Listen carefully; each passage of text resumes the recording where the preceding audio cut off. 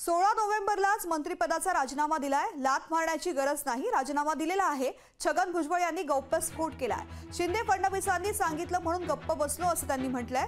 राजीनामा दिल्यानंतर अंबडमधील सभेला उपस्थित होतो असं भुजबळांनी सांगितलंय। पहिली रॅली झाली अंबडला, बरोबर।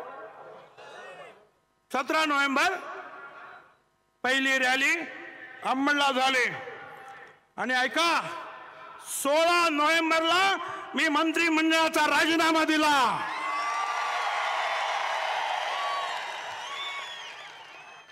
16 नोव्हेंबरला आणि मग अंबडच्या सभेला रवाना झालो। लात मारण्याची मला गरज नाही। अरे दिलंय ना राजीनामा। 2.5 महिने मी शांत राहिलो, गप्पा बसलो। का? मुख्यमंत्री उपमुख्यमंत्र्यांनी सांगितलं त्याची वाच्यता नको, पण वर्तमानपत्रातून यायला लागला 2.5 महिन्यानंतर। कोण म्हणतं दिला दिला दिला, कोण म्हणतं का देत नाही, कोण म्हणतं लाटा घाला। काही गरज नाही लाटा घालण्याची, दिलेला आहे ना, जा त्यांना सांगा।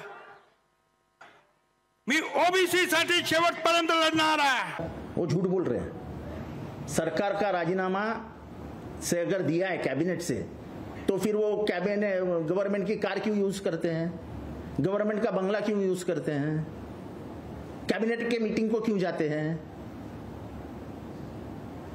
और नहीं, अगर वो नहीं जाते हैं, समझो अपन एक तरफ चल पकड़ के चलो कि वो कैबिनेट में नहीं जाते, आपको राजीनामा देने, आपके इतने सीनियर मिनिस्टर को पता नहीं है कि अगर राजीनामा देना है तो वो राज्यपाल के पास देना चाहिए।